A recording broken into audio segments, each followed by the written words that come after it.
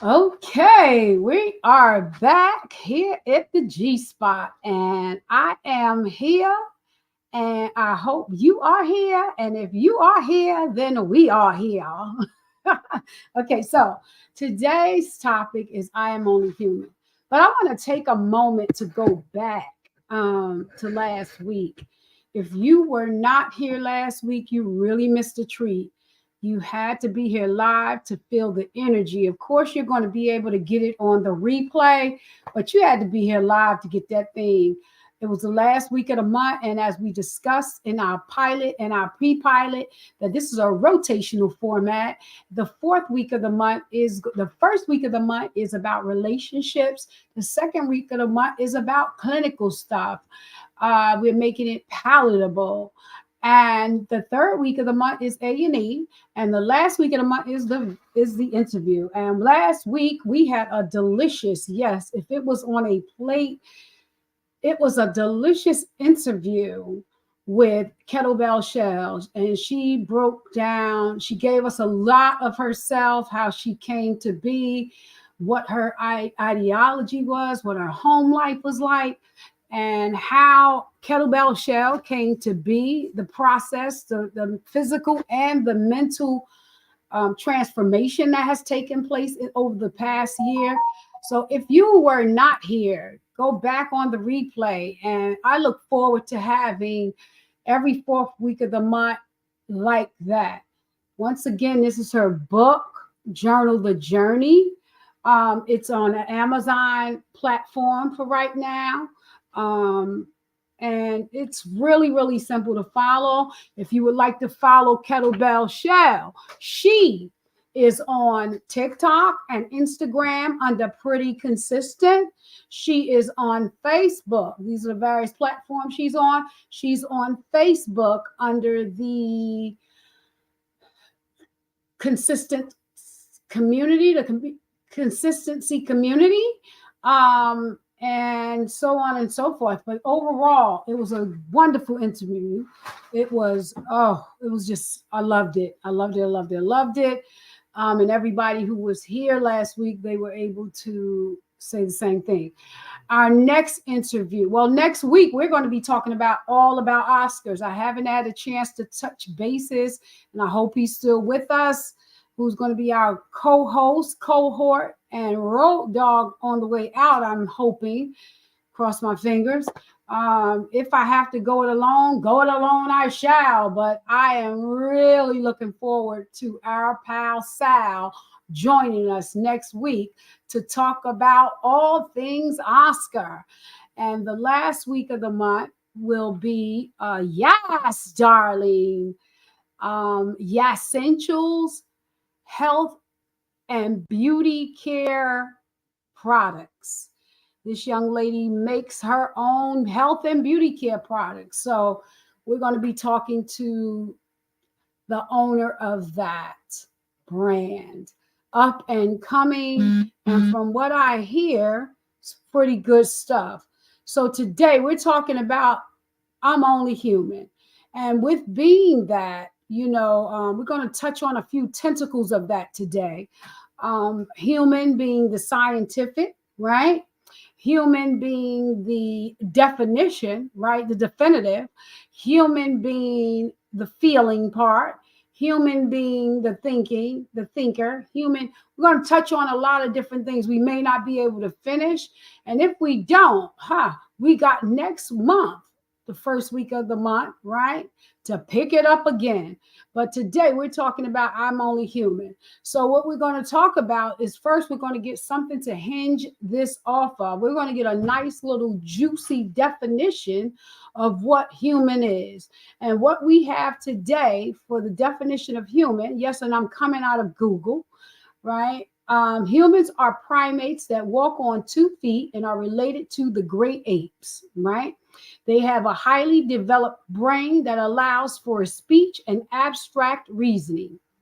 Going to go further, humans are also characterized by superior intelligence, articulate speech, and erect carriage. So there you have it. Nice, healthy, nice, healthy. We are actually primates. We are descendants of and or um, our ancestors, right? Is the eight. So if you don't like it, I didn't say it. The dictionary said it. I wasn't there. I don't know. My mom stood upright. I knew her to be human, had characteristics. She didn't have a body full of hair. I didn't say this. The dictionary said this. So we're going to move on. And what happens a lot of times with being human, there's a lot of responsibility that comes along with that, especially with them saying that we are abstract thinkers and abstract capable or capable of abstract reasoning. My apologies. And and somewhere I heard it said that humans are the highest form of living beings on the planet. Right, we're the highest form, most intelligent form, right? So all of this stuff goes into being human. But I want to take this and go a different way with this. When I was a kid, right, there was just being a kid. We went outside, we played with each other. Well, because my community was primarily the majority of my community and my surroundings was, in my environment rather, was African American. There was no world outside of that. Of course, there was what you saw on TV, but there was no world outside of that. I just need to say that. And in finding out that there was a world outside of that, I'll never forget the day that Ramona, and I'm hoping that it's okay to use her name. I'm quite sure she wouldn't mind, but that came out on a tangent and I didn't mean to do that. But she came to our school system in the middle of school year that year. I don't remember what year it was. It was old enough for us to go to school by ourselves. So I want to say like second or third grade, probably even third or fourth grade. And I met Ramona, and Ramona didn't look like us. Ramona's hair wasn't like mine. Her skin wasn't like mine, and her how she sounded didn't sound like me or my other contemporaries at the time either. Ramona was Hispanic. Ramona was Hispanic and or Latino female, and her hair was very thick and dark, and her skin was olive colored, and it was lighter, but it wasn't. And she was just pretty, she was pretty.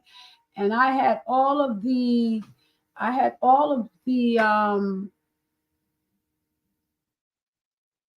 ideas about my community at the time, but I had no full understanding that there was another world out there and there were other people out there.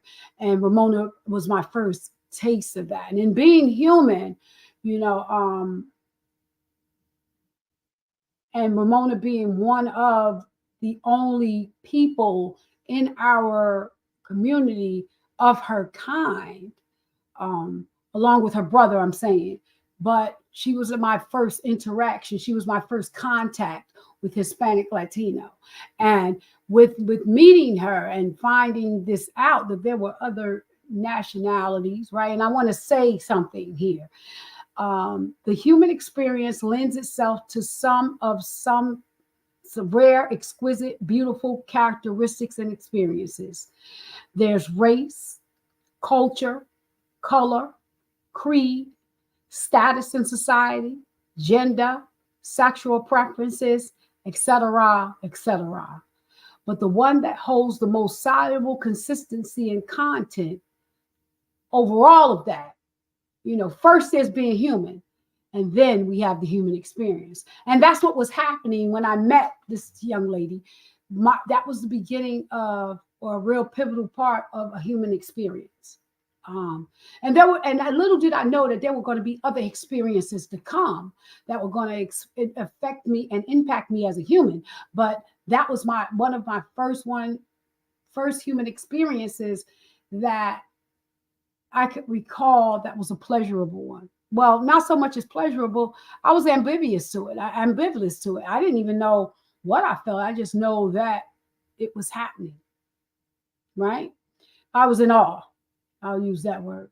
Um, and then there was, as the school year went along, children can be, children do as they're taught.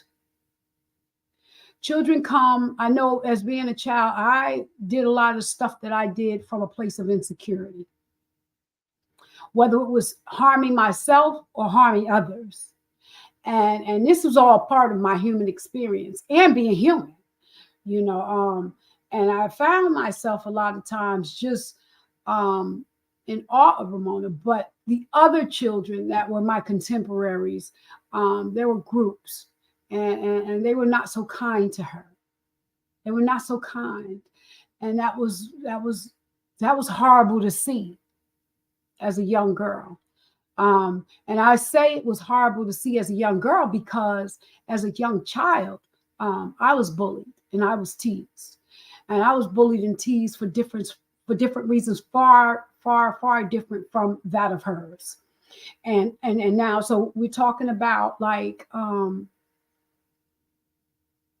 when you get into the subjects of race and culture, under race, there's so many different communities. The race is the race. African American, Black, Negro, or whatever it is we've evolved from to, and what we've evolved to, whatever you want to call us, race is so many different pockets, right? Culture as well.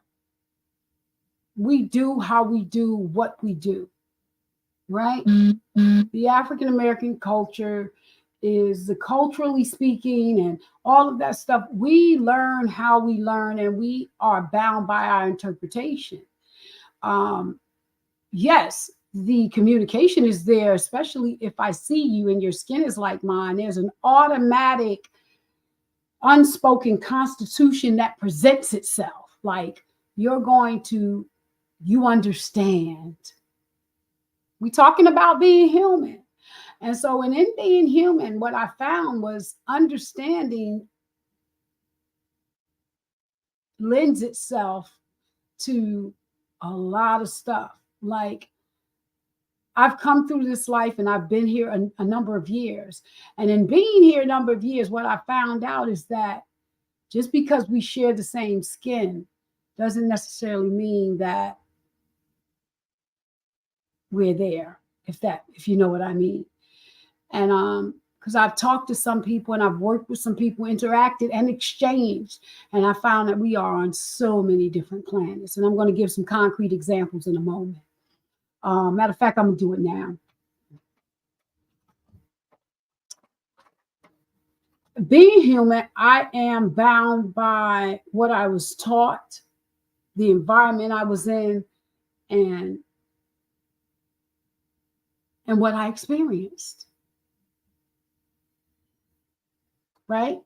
And I could have had me and another person experience the same thing at the same place at the same time, but how we respond or react to that situation or scenario or circumstance could be totally different, right?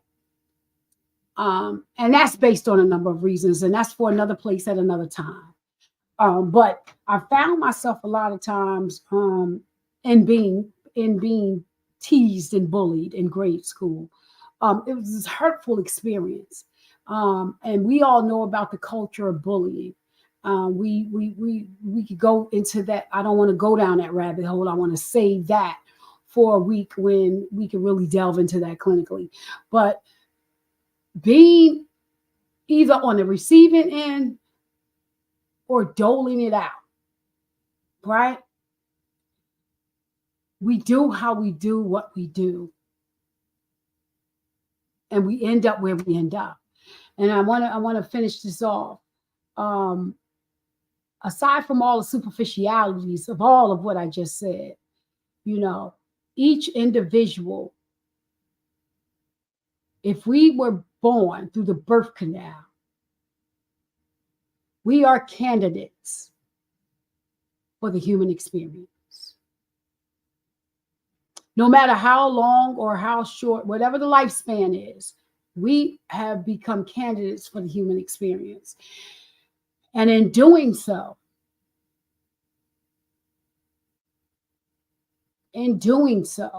each experience that I've had has prepared me for the next part of each journey.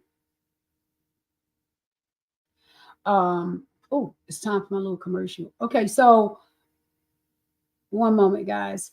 Okay, so hello, welcome to G Spot. If you are here, welcome. We have a Journal the Journey with Michelle Kettlebell Shells Richmond.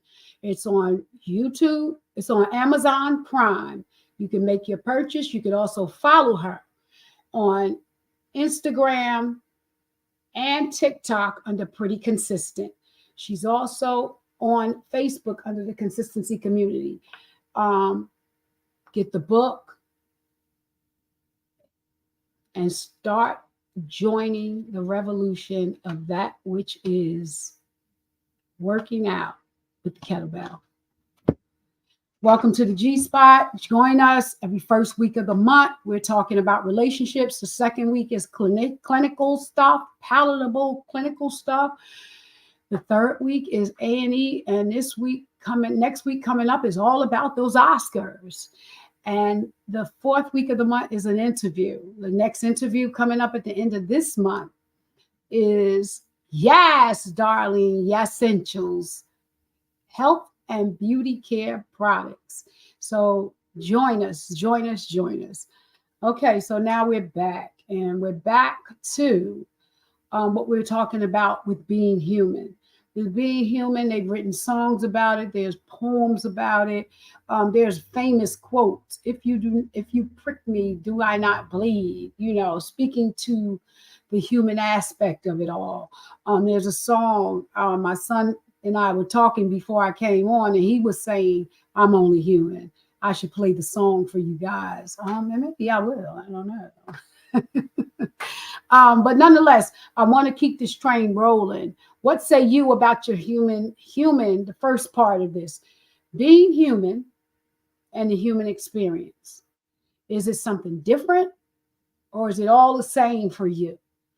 Talkable, teachable moment. Let's chat it up.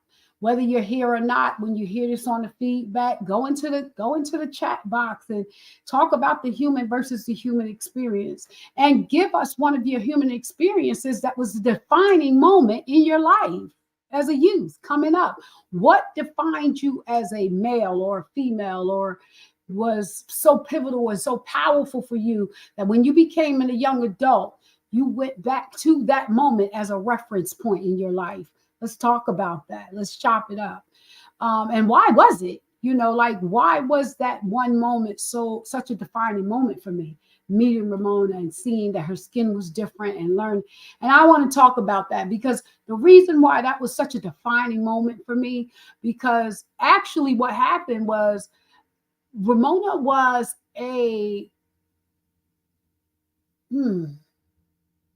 she was representative of the world that I was seeing on TV.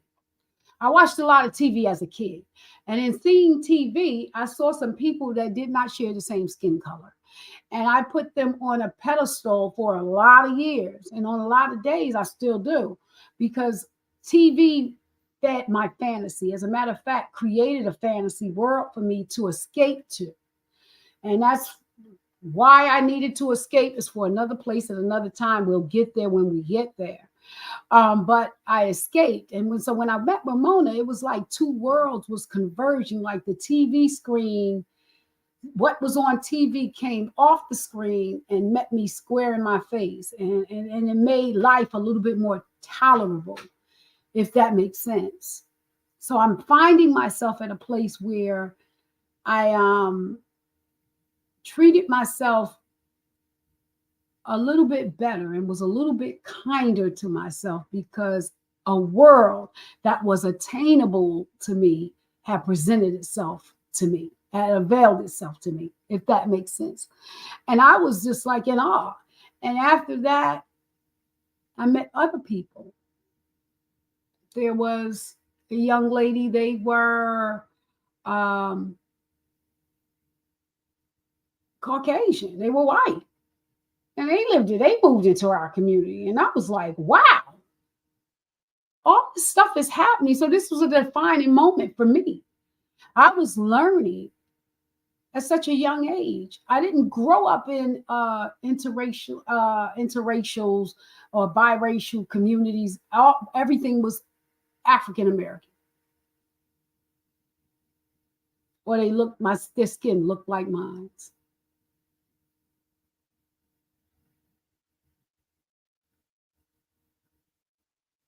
I want to hear your experiences. What are they?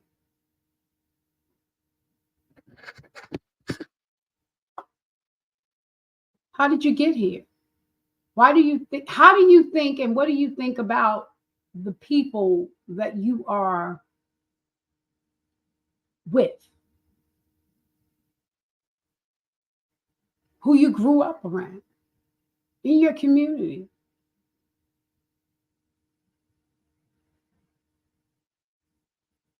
I was behind the eight ball. I'm going to tell you right now. I thought all it was in the world was black folk, collard greens, cornbread, and what happened in my mother's house. And it's just not so. Um, being human doesn't necessarily mean being confined to one set place. Being human means getting out there and having the full measure of the human experience. And that is what I'm having today. I had on the other side of that, I want to talk about something. On the other side of that, being human and interacting with these individuals, there's going to be differences of opinion, we don't share the same ideologies. We don't have the same value systems. So at some point, sometimes there's going to be a clash, if that makes sense. Whether, and this can happen inside the race and culture and outside. And I wanted to give you an example. Each household is set up differently. What I mean by that is that my mom raised us a certain way. The parenting was different in our house, and it was different over there at Susie's house, and it was different over there at so-and-so's house, and all of us were African American. So when we came together at one nexus point in the community, meaning i.e. school or the playground or in social activities during the summer breaks, how we behaved was different, right? And so growing up is not too much different. Going into the workplace is not different. Venturing out and going into social settings is not, it's not different, because what you were born with and what you were given is what you will travel down the road with.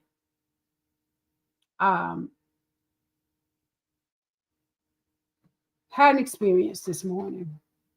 My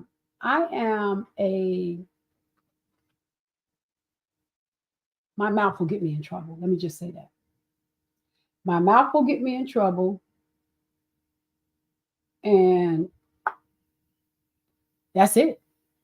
If I'm not careful, I try to be careful, because there was a time where I always stayed in trouble, and I'm tired of staying in trouble. So as I'm getting older and I'm maturing, I'm finding that I don't like staying in trouble. So I try to watch my mouth. So, but I still have things that trigger me. Being a Homo sapien, that's the scientific term they use for the human being, right? This higher level of intelligence, right? I don't do well when I feel like I'm being played out, or where I feel like some underhanded stuff is taking place. I still don't do well. And I know I got some people in my life that tell me, girl, leave that stuff alone. You don't have time for this. You above that. Something happened somewhere. And in that happening, I developed some trigger points. And when those trigger points are hit, something happens. Does that make sense? So I was interacting with a particular social in a particular social setting earlier today. And I had got the impression, I was bullied when I was a kid. And I had got the impression that two of my female counterparts in this social setting was setting me up for an ambush, a verbal ambush. And they proceeded to do what they did. And the bag I came out of was just so, it was so bad. People were hurt. People were uncomfortable. And I'm not saying physically hurt. People were uncomfortable because I felt attacked. And all of this falls under the umbrella of being human. Being human doesn't exempt me from feelings. It doesn't exempt me from experiences, right? They don't. It doesn't exempt me from anything. I have to go through, and I have to learn, because in that definition, it talks about being of abstract reasoning, and a lot of times being this higher level of being, my thinking and my behavior could be as rudimentary as that ape that I ascended from. And that's just me being honest and truthful. I don't play fair. The gloves come off and we bare knuckle it, and you will have to deal with me. So in learning these things about myself, and this is just me, what say you? How are you? How do you roll? What do you do? What is your makeup as a human being?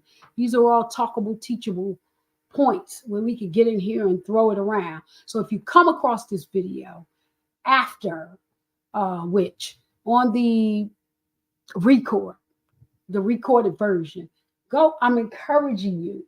Listen to what I'm saying. Do you identify with any of this? Put it in the chat. Let's hash it up. It's never too late to go back and talk about this, because this is stuff that I will bring up at the next video portion, at the next first week of the month, and we'll talk about this, being human.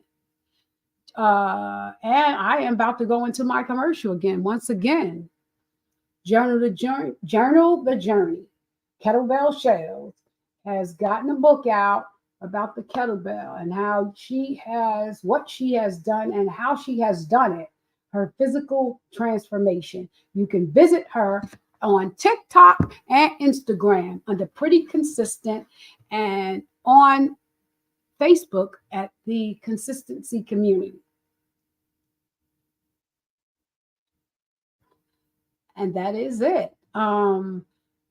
Here, G-Spot 967 on YouTube. We have a home here, Facebook, Integrative Wellness, IWLC, Tisha Glover. Visit, check out the page. Yahoo, email, go into the email, type on some topics that you would like to hear talked about any week of the month on a rotating format. G_spot 829 at yahoo.com. And guys, that is our segment for today. No one has come on today, but join me. I'm going to be here every Sunday, 2 p.m., rotational format. If you do not remember the format, go back to the pre-pilot, go back to the pilot. You'll get all three. Matter of fact, go back earlier in this video and it will tell you, this podcast, it will tell you what happens each week. I will see you next week, And I'm crossing my fingers because I am hoping that our pal Sal will be joining me. But if he does not, I am prepared to go it alone. We're going to talk about all things Oscars. You guys enjoy your day. You deserve it. And you definitely deserve it if you are pursuing it. Until we meet again, be safe to each other. Be safe. Be kind to each other. And most importantly, allow yourself to be human.